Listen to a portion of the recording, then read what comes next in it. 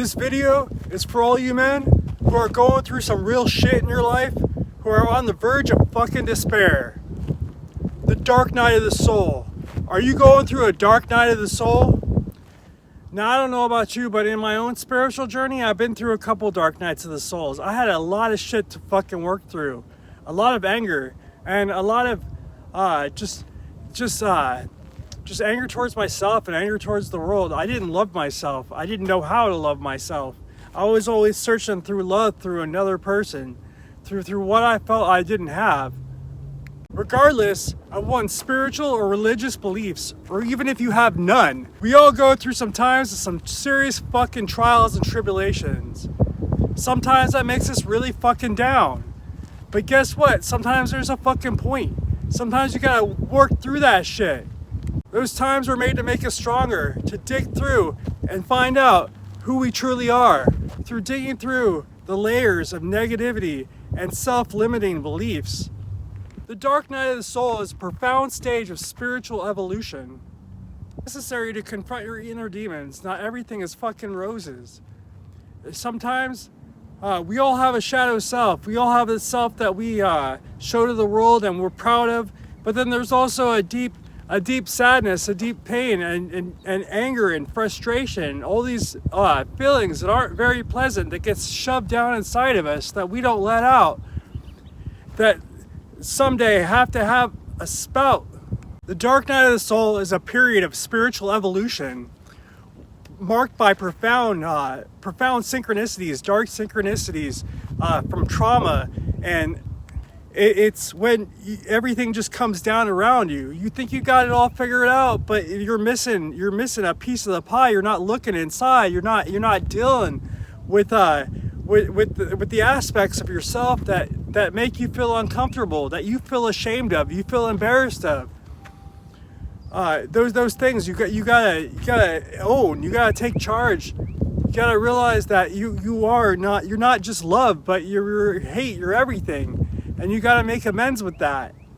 Dark night of the soul. Are you going through a dark night of the soul? Is shit crashing down around you? Do you feel loss? Do you feel a deep sense of pain and disconnected from source and from God, from the universe? It's working through all those times, all those challenging times, and coming to full acceptance of oneself. All the things that make us feel embarrassed, feel ashamed to be ourselves, to be us, to love ourselves. Are you going through a dark night of the soul? Do you feel lost? Do you feel lonely? Do you feel deep depression and despair?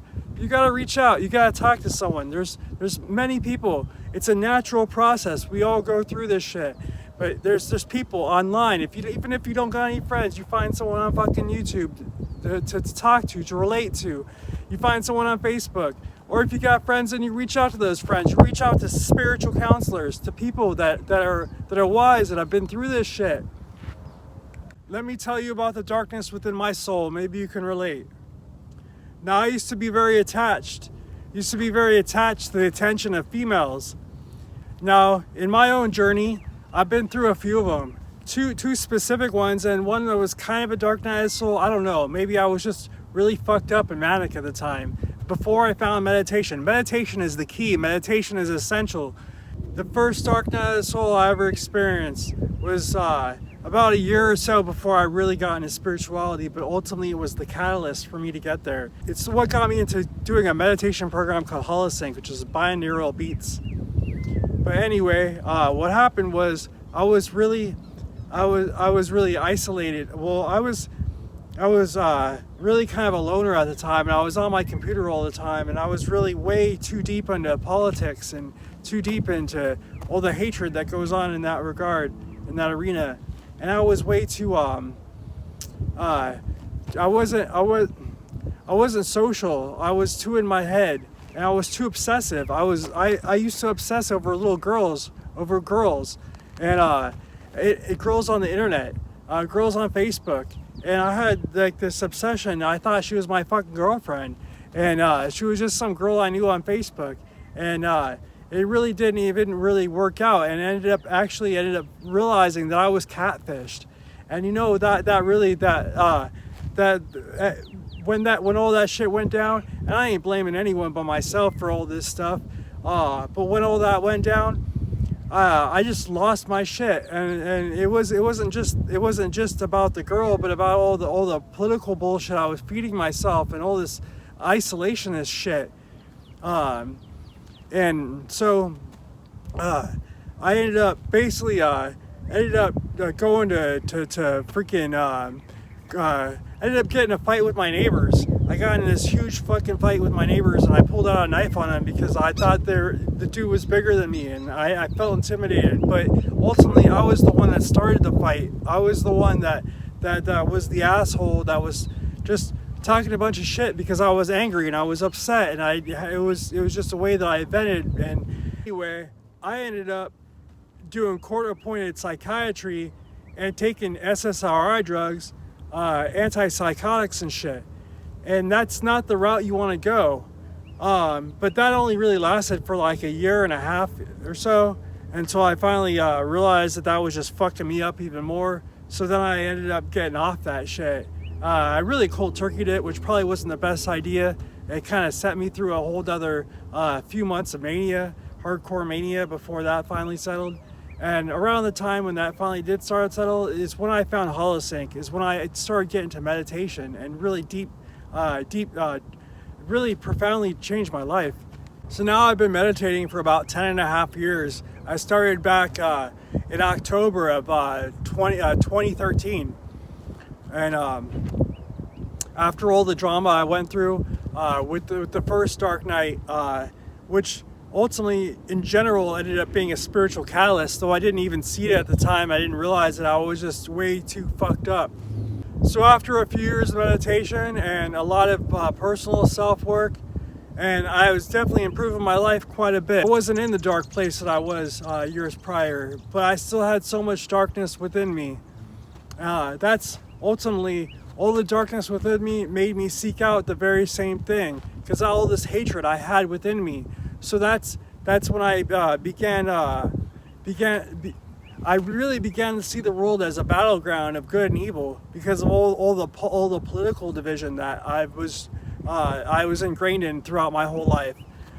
So I more or less this political animosity became ultimately made me think as far as the world goes, and world domination and first world freedom. And I saw everything in these black and white terms, and I was following the cult of Mark Passio, the light Luciferian Mark Passio cult. Maybe you've heard of it.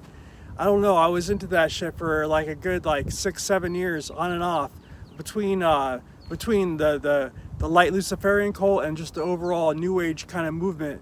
And I've been kind of back and forth between all that, or had been back and forth between all that for a while, until I finally realized that the whole light Luciferian shit was a bunch of divisive bullshit. And so I pulled back, and again, it goes back to digging deep within myself. The second dark night of the soul that I went through had to do a lot with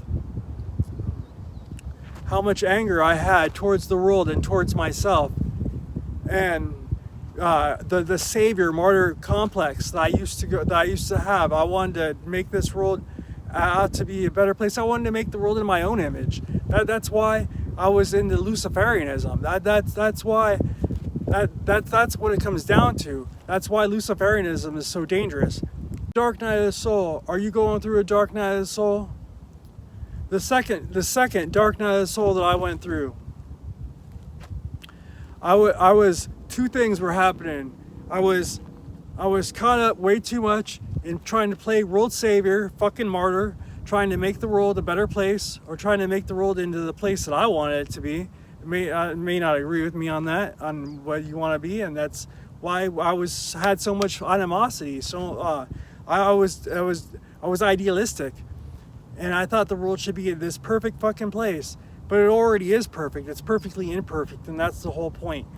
But the second thing that was going on in my life was my own all these problems I had with females, and with being obsessive over girls, not only in my own life, but on the internet girls, on fucking Facebook and shit. And that really ultimately ultimately I didn't learn my lessons after 2011, when I had my first dark night of the soul, when shit really went down and I realized I was catfished by this girl on Facebook, and I didn't learn my lesson. And guess what, folks? 2011, I after I realized I was catfished, I went and I found the real girl that was supposed to be the girl I thought I was talking to on Facebook, and I apologized, but I told her what was going on, but it was still from a really fucked up place, because I was still obsessed with this idea I had in my head, this fantasy of this girl that who the fuck knows who she was. It was just like this buildup that was all in my head, and so I was obsessed with this girl, and then it all came crashing down when I realized I was catfished in 2011, and then in 2015. After I had already been through a bunch of shit and my life was improving, I was meditating and everything was getting better. But then, boop, in 2015, I contacted her again because, I didn't have enough self-love. I thought there was still something missing from my life, from who I was. And so I thought that if I could find a love in another person, I could fix another person, and I can find love within myself, and I can fix myself vicariously through loving and fixing someone else. And so I went on this whole cat and mouse chase. She put me on this fucking she got her and her whole fucking family getting fucking revenge on me for all the stupid things I did and said in 2011. They were like, oh, this dumbass is coming back again. We gotta really ramp this shit up so he'll get the fuck out of here. So they put me on this whole fucking this little cat and mouse game where they would give me clues, trying to lead me to her in various ways and make it psychologically manipulate me to make me feel like I had to go find these clues to find this girl in order to feel like in order to be a man, because because a real man would actually say something to her. That's what her mom said to me, that if I was a real man, that I would go and I would tell her in person how I felt. And so I followed all these stupid fucking clues. But guess what? They were just playing games with me, because they knew I was doing fucking stupid shit, and they were just getting their fucking revenge. So guess what? I took a fucking bus. I took 3 buses all the way across town, like way across town, on the rainiest fucking day. I mean, this day, it was like nice and fucking sunny, and the further I got on the bus, the clouds just poured in, the monsoons just poured in, and it's the rainiest fucking day I ever fucking experienced.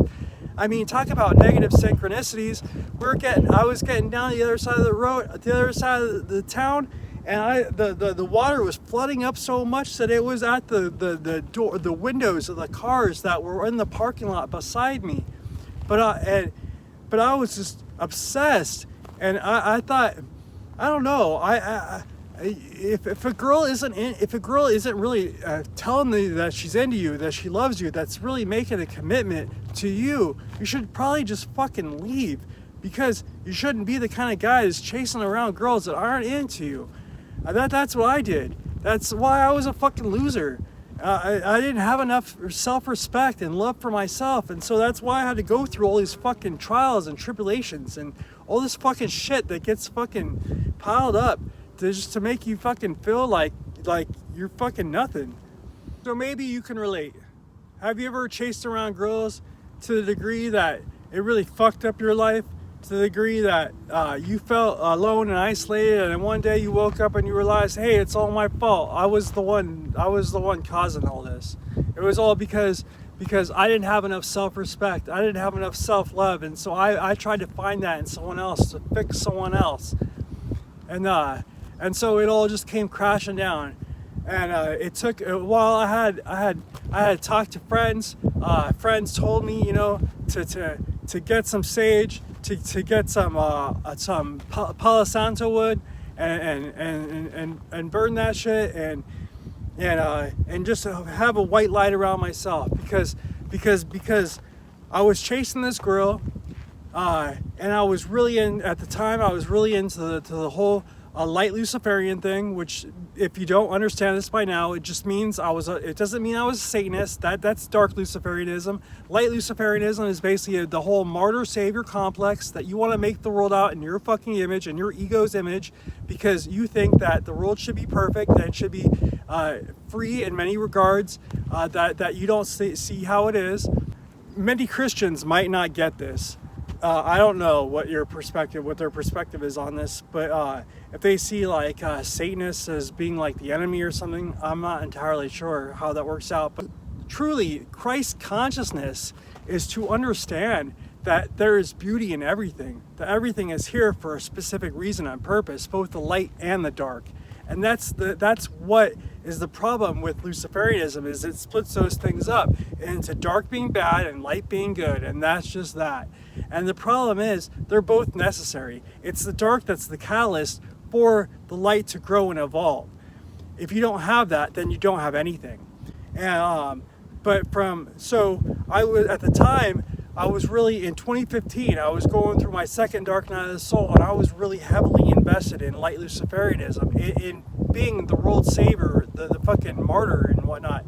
And at the time, my enemies, the people I considered to be great enemies of mine, were Satanists. I fucking hated fucking Satanism and all that shit. And so ultimately what happened is, because everything is connected, the girl that I was seeking out, that I was so obsessed with, I swear to fucking God, her family's fucking Satanist. And I don't really care anymore. Like, it doesn't fucking matter. And I'm not saying that because I'm like trying to fucking down her. All I'm saying is the fact that I didn't have enough self-love and self-respect, and I was trying to fix someone else on the external, fix the world, fix this girl, because I thought it was going to make me better. I thought it was going to make me whole. But guess what? It just all crashed down around me, because you can't fix the external. You have to fix yourself. You have to find the love and respect within yourself. Until you do that, nothing's going to get better. In fact, the more hatred you have for yourself, the more you're trying to fix the external to make it like your fucking ego standards, the more you're just going to get the opposite of that. And that's what happened to me in 2015, is because I was trying to play world savior. I was trying to play savior to this girl, and I ended up basically just fucking crashing all in my face.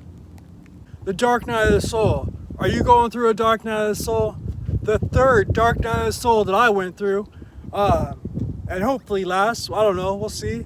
That happened in the end of 2017. New Year's fucking Eve, going into 2018. Guess what, folks? Guess what, gentlemen? I lost my fucking job. You know what? I lost my job. You know why I lost my job? I lost my job because I was obsessed. I was obsessing about another fucking girl.